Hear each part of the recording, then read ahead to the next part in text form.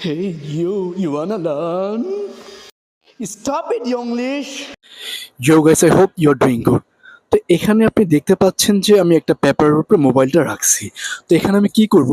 এখানে আমি এই 4-5টা লাইন আমি পড়ব।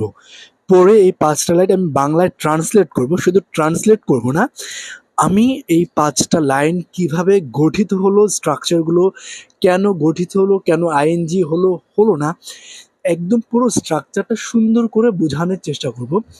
তো আমি আশা করি আপনি এই ভিডিওটি দেখেন। এই 5টা লাইন যদি আপনাকে আমি বোঝাতে পারি এবং আপনি বুঝতে পারেন ঠিক মতন, আপনি মনে করেন যে ইংরেজির অনেকগুলো লাইন বা হোল লাইন যে সেন্টেন্স স্ট্রাকচারের প্রতি আপনার একটা ভালো একটা বেসিক ধারণা হয়ে যাবে, একটা কনফিডেন্স চলে আসবে, তখন আপনি নিজের মতন করে বুঝতে পারবেন। So let's do it. তো এখান থেকে শুরু।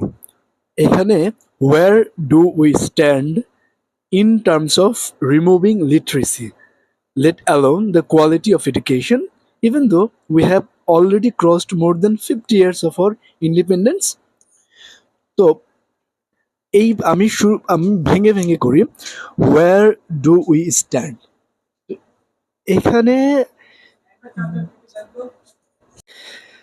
সেন্টেন্সটা শুরু হচ্ছে where do we stand।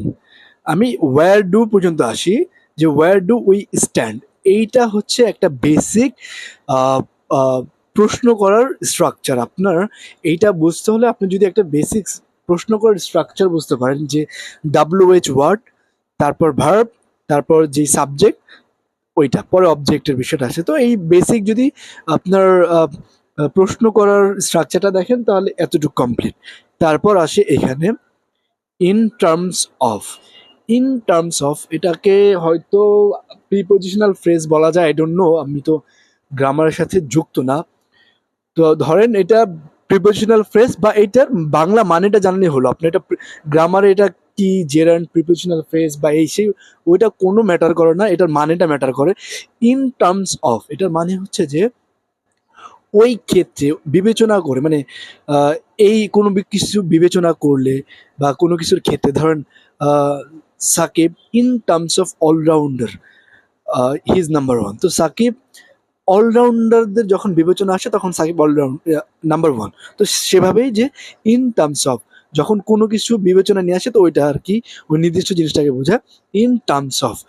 তো এখানে এখন বিষয়টা আসছে যে রিমুভিং। তো আমাদের এই প্রশ্নটা কি? প্রশ্নটা ছিল যে when and how will literacy disappear, কখন এবং কবে লিটারেসি যে মূর্খতা ওইটা মানে ডিসঅ্যাপিয়ার হবে, অর্থাৎ শেষ হবে।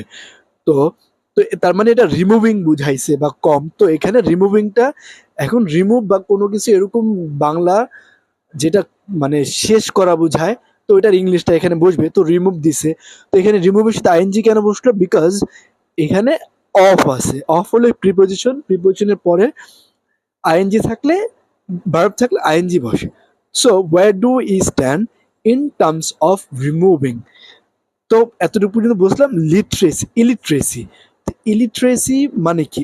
এখন আমরা কোন বিষয় নিয়ে কথা বলতেছি? আমরা মূর্খতা, যে এডুকেশন যারা পায় না, ওই বিষয়টা নিয়ে কথা বলতেছি। ওই বিষয়টা কি কথা বলতেছি? যে এটা কমবে, কমা নেয়া। তো এর জন্য লিটারেসি আসছে। এখন রিমুভিং যে আইএনজি বসছে, এটা প্রিপোজিশনের জন্য বসছে, কিন্তু এটা আপনি যখন অনেক পড়বেন, অনেক শিখবেন, তখন আপনি নিজেই বলবেন যে এটা প্রিপোজিশন দেখে যে আইএনজি বসছে, ইট ডাজেন্ট লাইক দ্যাট, এটা আইএনজি হওয়া উচিত, আপনি বুঝে ফেলবেন। এখানে জাস্ট বোঝানোর জন্য বললাম। আর লিটারেসি, তো এই যে এখানে লিটারেসি, তো এখানে তো এটাও হয় ইলিটারেট। হ্যাঁ, কি বলে? ইলিটারেট। ইলিটারেট হয়, তাহলে ইলিটারেসি হলো কিসের জন্য? বিকজ এটা নাউন। তো এখন আমি এটা ট্রান্সলেট করি। ওয়্যার ডু উই স্ট্যান্ড, আমরা কোথায় আছি। লিটারেল মিনিং করলে যে আমরা কোথায় দাঁড়াচ্ছি, বাট এটাতে বোঝায় যে আমরা কোথায় আছি in terms of removing literacy. তো আমরা মূর্খতা কমাতে বা কমানোর যে বিষয়টাতে আমরা এখন কোথায় দাঁড়িয়ে আছি, বাংলাদেশ কোথায় আছে, কোন অবস্থানে আছে। Late alone the quality of education. তো লেট অ্যালোন হচ্ছে একটা, I don't know what is that, but let alone এর বাংলা মানে হচ্ছে যে দূরে থাকুক। যে আমি তো এটাই খেতে পারি না, তো ওইটা কিভাবে?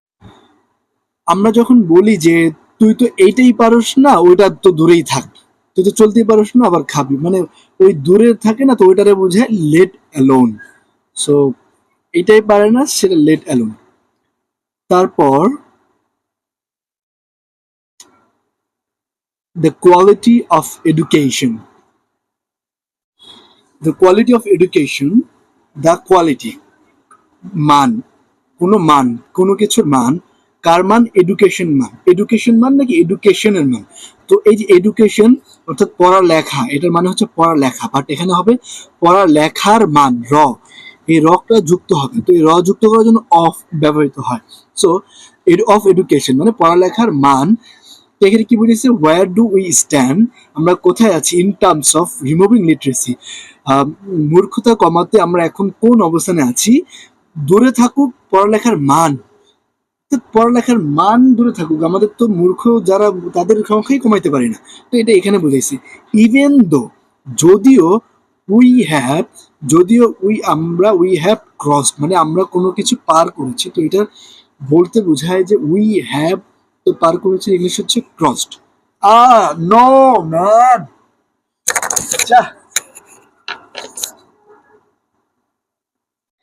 আই ক্যান বিলিভ দ্যাট একটা টেকনিক্যাল মিস্টেক হয়ে গেছে আমার সাথে। এনিওয়ে, এর জন্য আমি একটু ডিস্ট্রাক্টেড হয়ে গেছি, I am sorry for that man. তো আমরা পার করেছি কি, আমরা কিছু পার করেছি, এর জন্য ইংলিশে ব্যবহার পার করেছি, তো এই ক্রসড হয়েছে। আর উই হ্যাভ মানে আমরা, তো যেহেতু পার করেছি তো এটা এখনো আছে বা করে রাখছি, বাট এখনো আছে। So we have already crossed more than 50 years, আমরা 50 বছরের বেশি ক্রস করে ফেলেছি। কি ক্রস করে ফেলেছি? আমাদের স্বাধীনতা। তো স্বাধীনতা, এই যে স্বাধীনতা, ইন্ডিপেন্ডেন্স মানে স্বাধীনতা, বাট এখানে হবে স্বাধীনতার 50 বছর, তো আবার যুক্ত হবে, এখানে অফ হয়েছে এর জন্য। আর আওয়ার মানে আমাদের। So we have crossed already more than 50 years of our independence. So এই হচ্ছে যে মূল বিষয়।